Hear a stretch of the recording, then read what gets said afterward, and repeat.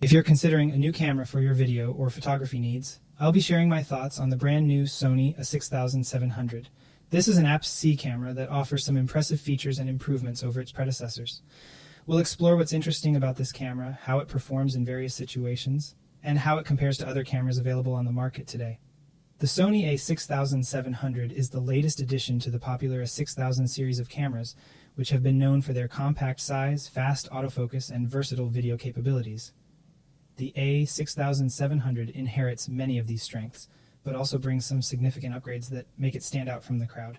One of the main upgrades is the new 26-megapixel APS-C sensor, which is also found in the Sony FX3, a dedicated video camera that we reviewed earlier. This sensor has a fast readout speed which reduces rolling shutter and enables oversampled 4K recording up to 60p. It also delivers excellent image quality with good detail, dynamic range, and low light performance. The A6700 also improves on the handling and ergonomics of the previous models, with a larger grip, a front control dial, an autofocus on button, and a selector switch for photo, video, and slow and quick modes. The camera also has a fully articulating LCD screen, an electronic viewfinder, a Z-type battery that lasts for over 500 shots, and a single UHS 2 SD card slot.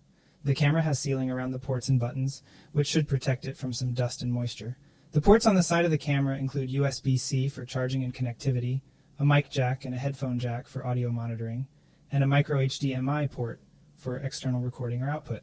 The camera also supports Sony's multi-interface shoe, which allows you to attach accessories like microphones or flashes without cables. The camera has a robust autofocus system that uses the new AI-based algorithms for subject detection and tracking that debuted on the Sony A7R5.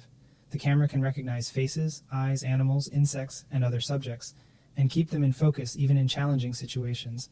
The camera also has real-time tracking autofocus, which lets you select a subject on the screen and then recompose your shot without losing focus. The camera can shoot up to 11 frames per second with continuous autofocus and auto exposure. The main feature that sealed the deal for me was the auto framing feature. If you've seen this in action, it's almost like having a cameraman, or if you're familiar with motion control, having someone operating a boomerang dolly with a little bit of panning making for some interesting shots. A simple and effective way to pattern interrupt your viewers and make your talking head videos more interesting or track you as you move around in the frame. The video features of the camera are also finally catching up with the competition, as it can record 10-bit 4K video up to 60p with full pixel readout and no pixel binning. The camera also has a 4K 120p mode for slow motion, but with a significant crop factor and reduced quality. The camera supports various picture profiles, including S-Log3 for high dynamic range and S-Cinetone for pleasing skin tones. The main drawbacks of the camera are the overheating issues that can occur when recording long videos or using it as a webcam. Supposedly, the camera can record for about 46 minutes in 4K 24p or 26 minutes in 4K 60p before shutting down due to overheating.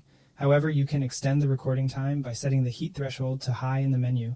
I've recorded 40 minutes straight without issues using this setting. Unfortunately, the camera does have a relatively low-resolution LCD screen and electronic viewfinder compared to some of its competitors. The camera does not have an autofocus joystick or a dual card slot either, which can cause some concern if you're using this professionally and are used to a backup. Overall, the Sony A6700 is an excellent APS-C camera that offers many improvements over its predecessors and rivals. It is ideal for users who want a compact and versatile camera that can handle both stills and video with ease. It's also compatible with a wide range of lenses from Sony and third-party manufacturers. As you many know, the vast array of lens choices is what makes Sony such a worthwhile investment. And if you're looking for an upgrade from your older Sony APS-C camera or want to switch to Sony from another brand, the A6700 is definitely worth considering, especially if you're creating videos like I do. Thanks for watching, and I hope this was helpful in your buying decision.